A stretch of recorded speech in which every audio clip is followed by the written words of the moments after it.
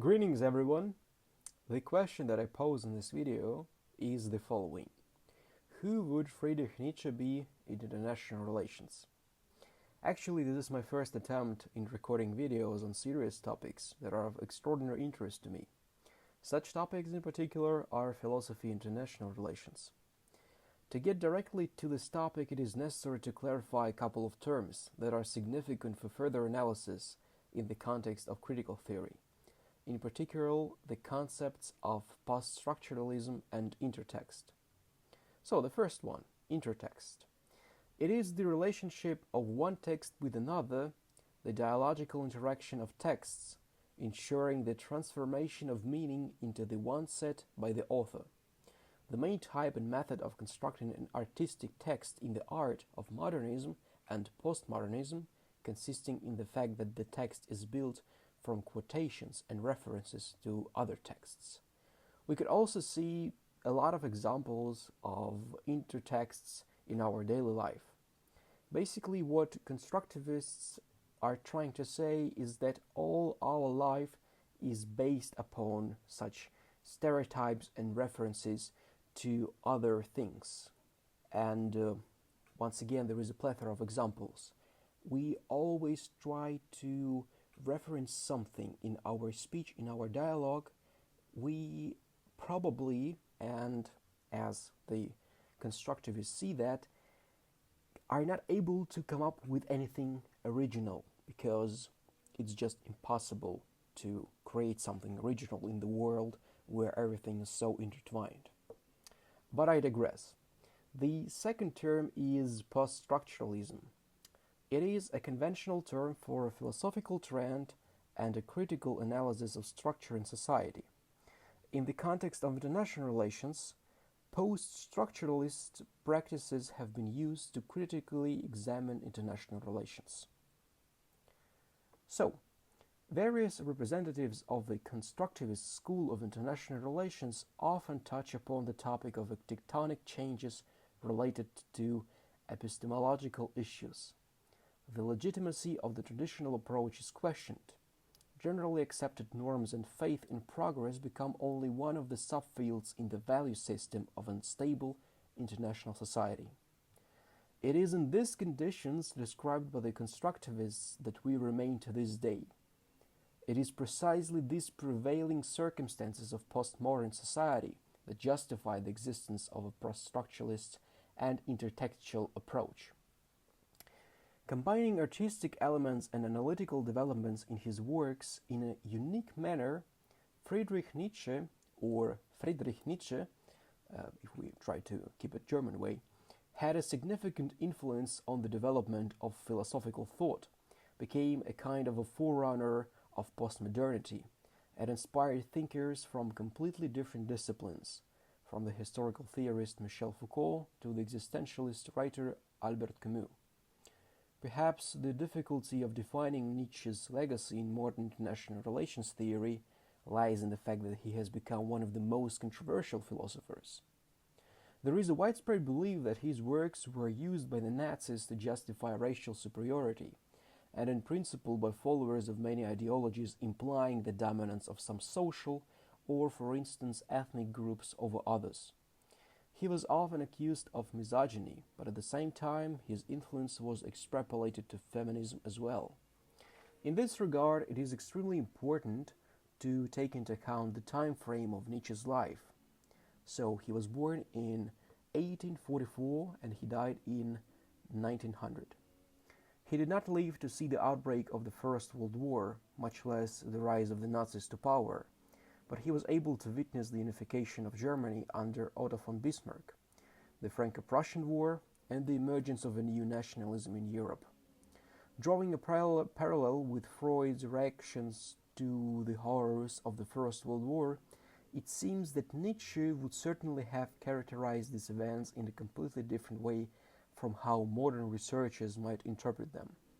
To some extent, he even foreshadowed them, pointing to the process of moral decay of Western European society, which would later inspire other thinkers, such as Oswald Spengler.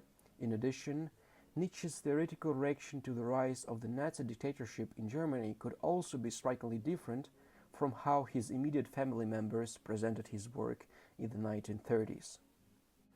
First of all, it is necessary to pay attention to Nietzsche's unique style, from which we can draw some intermediate conclusion. His works are strikingly different from his predecessors, for example Kant and Hegel, whose works are rather technically verified and structured logical treatises, while Nietzsche's style was characterized by irony, philosophical jargon, and poetic metaphors. This aphoristic form of writing indicates the importance of language for Nietzsche, as he was skeptical of his contemporary search for universal forms of truth, regardless of whether they were conditioned by Christian morality and scientific theories. This endless and possibly meaningless search for truth is the epitome of the will to power, one of the key Nietzschean concepts. This aspiration, although rarely recognized by anyone, is embedded in the very nature of language and knowledge. It should be noted that this judgment is related to Nietzsche's constructivism in the theory of international relations, and Wittgenstein's idea about the importance of interpreting the linguistic aspect of scientific activity. Thus, Nietzsche points out the inevitability of using language through the prism of the will to power, the need to recognize the inevitable connection between form and content, but at the same time to understand that the interpretation of real facts alone shapes how we perceive certain political events. The theory of international relations has its own well-established style, which can be characterized by the use of such formulations as the state of anarchy, soft and hard power, deterrence, national interests.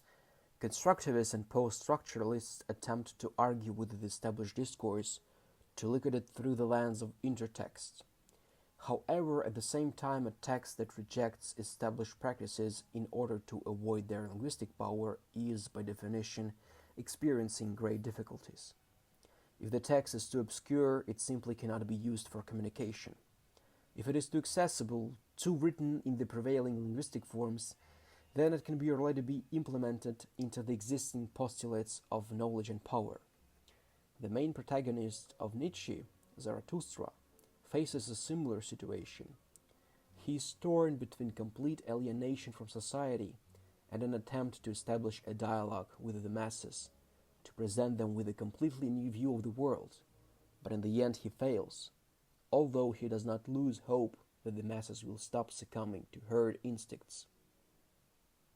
On the other hand, it seems necessary to consider Nietzsche through the prism of the school of realism. In the school of realism, Thucydides, Hobbes, and Machiavelli have always been considered the main thinkers.